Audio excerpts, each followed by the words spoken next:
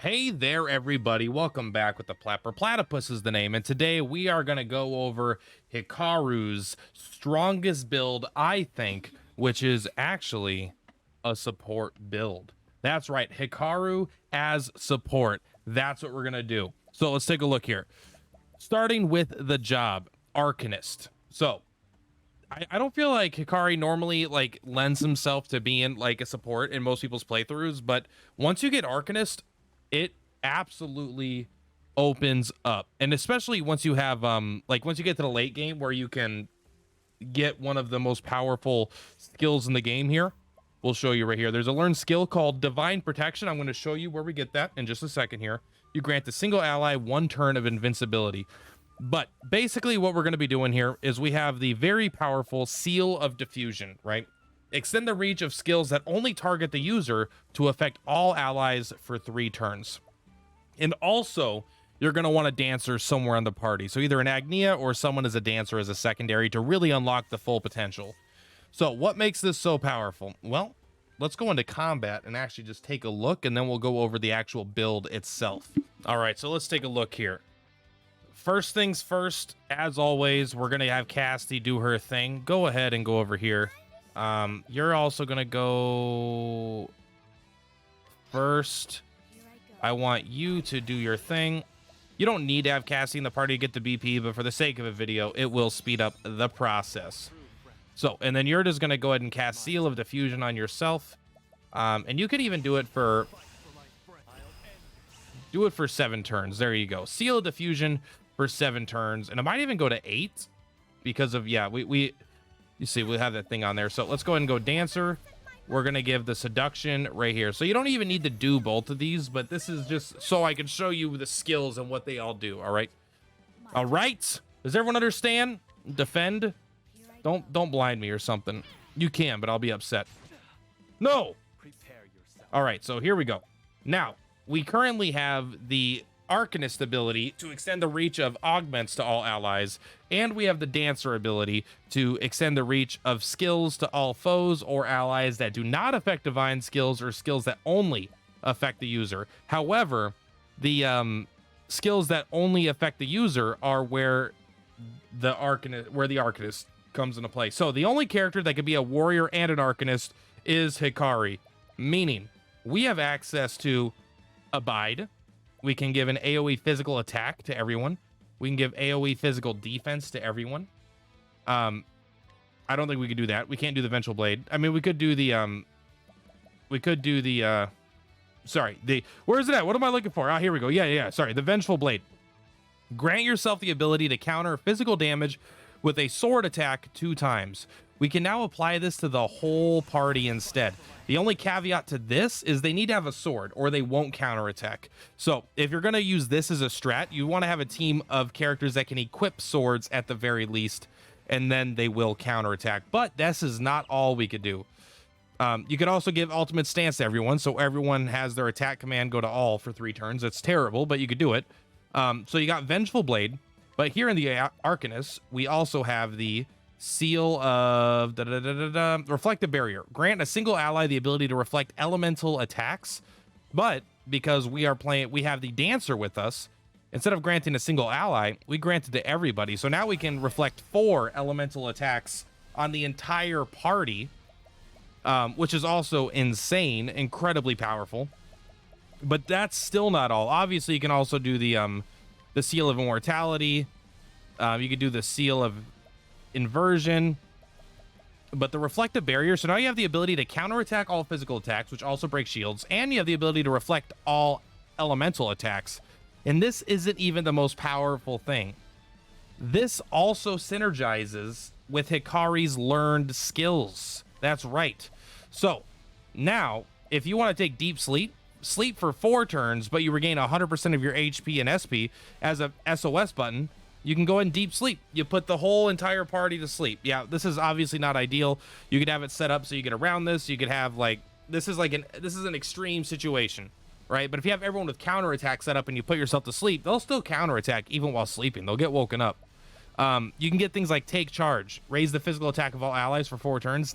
This isn't a particularly good ability, obviously. because you have Abide, which is the same thing, but it does it for everybody for a longer amount of time. But this is one of those things where if you didn't, this always affects everybody, which is kind of nice. But there's all kinds of abilities out there. You can even do limb for limb, right? This is a popular DPS one. But really, what makes it extra insanely overpowered is this ability right here, Right Hook. Just kidding. Right Hook just breaks 2 shields. Divine Protection costs 100 SP, but grant a single ally 1 turn of invincibility. And did I say 1 turn, or did I say 2, or did I say 3, or did I say 4 turns? And did I say single ally, or did I say the whole party? Grant the whole party 4 turns of invincibility. Right there. Now let's go ahead and let this foe attack us, right? Oh, he's not even going to attack us. So let's take a look here. Now, what do we have? Let's take a look at our party here. So if we hit select here, we can see we have nullifies all damage taken. And she has nullifies all enfeebling effects. So yes, we could still get like enfeebling effects, but we are immortal. We cannot have our HP reduced. Now, this is really good if you have another character that wants to maintain 1 HP to do an incredibly high amount of damage with that accessory, There's the one that it's like Al something's accessory. And if you're the lower your HP, the more damage you deal. So you go to 1 HP and then you stay there. You can guarantee it.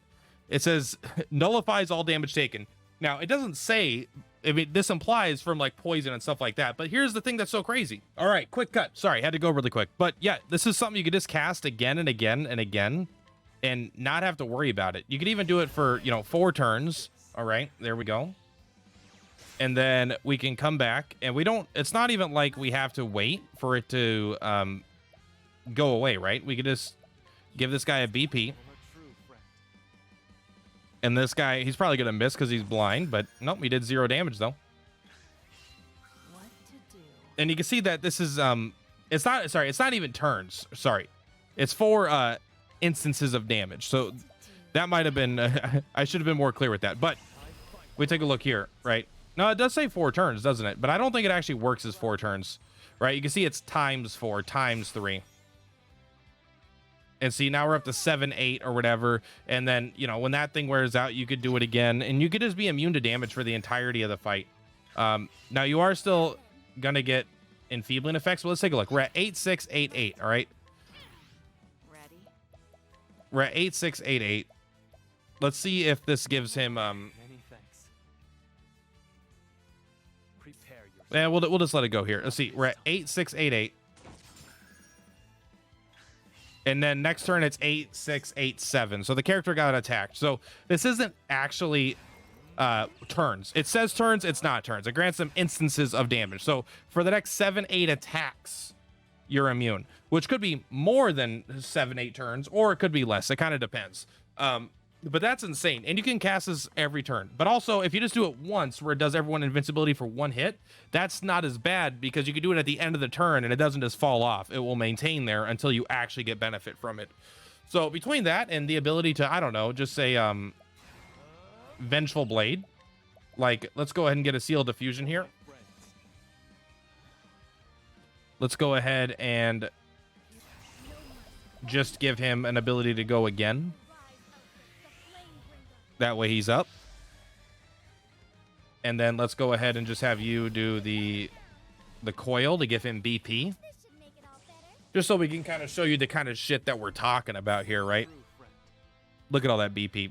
Good stuff. All right, go ahead and hit me. Yeah, 0 damage. Thank you. I mean, they would do low damage anyway, but that's not the point. This is just an area to show you what's up. So we take a look here. Vengeful Blade, everyone has now 5 instances of being able to counterattack. They have to have a sword, but like I didn't set this team up for that, but luckily Hikari here does have a sword. And then we could even come over here and do a reflective barrier, right? This was the one we would need to reset up the dance for, but let's say we had the dancer do the dance on him because we do it in the order that makes more sense. And now we have 3 instances of magic, 6 instances of taking no damage, and 4 instances of just counterattacking. So we're just an immortal damage reflecting machine. All right. And Hikari is the only character that could do this well because he's the only one that has access to the immortality skill, and he's the only one that has access to the being able to give everyone the physical counter, which also breaks shields. It also breaks shields, guaranteed to break shields, even if they're not weak to sword. And so that's why I'm saying that I think this is Hikari's most powerful build, because it's the thing only he can do. Now, it's true, this game is not hard enough in the sense that the final boss, you could just have Hikari hit damage cap and hit damage cap 4 times in a turn, and that's good enough. So he might just be best at that. But but for the clickbait, I do think that this is potentially the best ability in the game. So where do you get this insane ability? We're going to go to Anal Brine here. My personal favorite town for no particular reason. Make sure it's daytime, as you have to challenge with Hikari. And then we are going to come up here and we are going to talk to Mother Mary here. Mother Mary here has the Divine Protection skill. You might have to get further into the game to get it. Obviously, it's an insanely powerful ability, so it's not something that you just like pick up immediately. It's going to be harder to get, but once you get this, and you get the Arcanist and you get this, Hikari's full potential as a support finally shines through. Even though early game he might be a damage dealer, and you know what? He's an insanely good damage dealer late game. You have the power to make Hikari whatever you want. Also, you can make him elemental if you want. I might do that in a different video, kind of going over the mage Hikari. But I feel like support Hikari is strong, viable, and interesting, as I don't feel like people do that very much. So as for the skills that you're going to want to use, the support skills, I personally like just have an extra BP. I think the show goes on is really good, increasing the duration of augment attacks. I don't think this actually works with. It did, because it gave us 5 counterattacks, right, instead of 4. So I actually think this does work with like the Vengeful Strike and whatnot, unless Vengeful Strike by default does too. It does. Okay, so this one actually isn't going to be as powerful. The reason I had this on when I was making the video originally was because it says turns right on the thing on the Divine Protection, but it's actually going to be instances of attack. So you could have something like, honestly, I think incidental attack is not bad. I do think it could do a pretty good job of just breaking some extra shields, because you're not going to spend any turns attacking. You're always going to be using support abilities, and so getting some free attacks in there as well. But you still might want things like the show goes on. Like, it's still decent. You can also, I actually think Invigorate and Inspire could be pretty good, because you're targeting everybody with your abilities, and it will feel their latent power gauges, at least a little bit.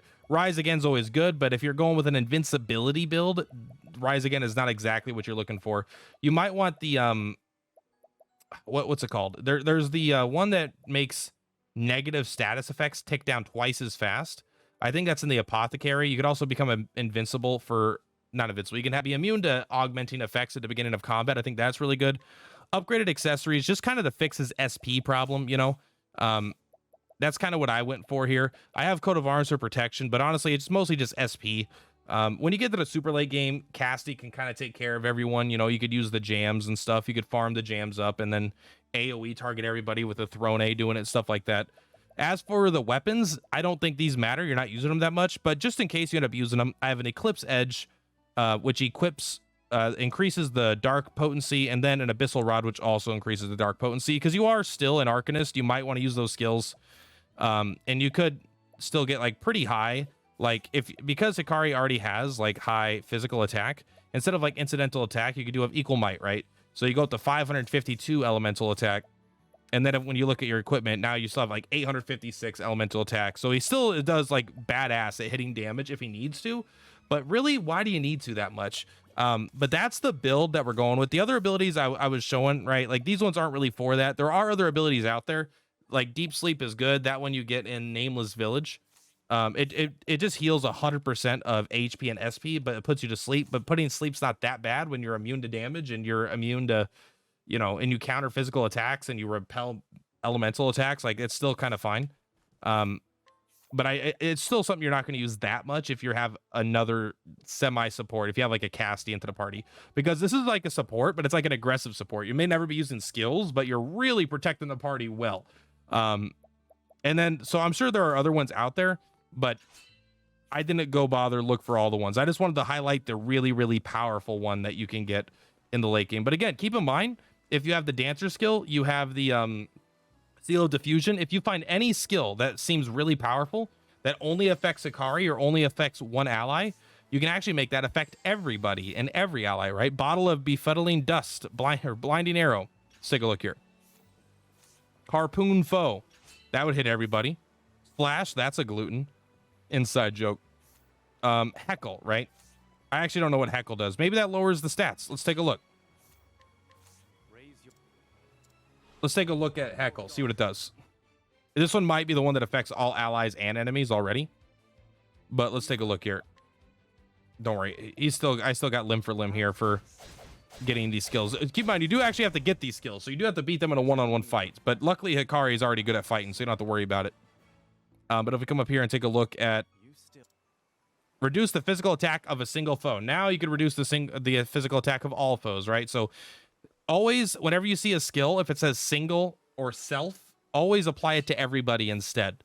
And that really, truly unlocks, I think, Hikari's hidden secret potential of being, that's basically when he evolves from being a warrior to being a king. You know, when he goes from being a warrior on the front lines to then being a general, that's job is to keep everyone else alive and to protect his friends, family, and country. When he really becomes a support, that's when Hikari reaches his full potential. But anyway, friends, that's going to be it for this build video of Hikari support, the most powerful build in the game, potentially, as that's pretty fucking broken. There's a lot of powerful builds in this game, but I think this might be one of the most broken ones. S tier builds. Anyway, much love for Platypus. I'll see you in the next one. Peace.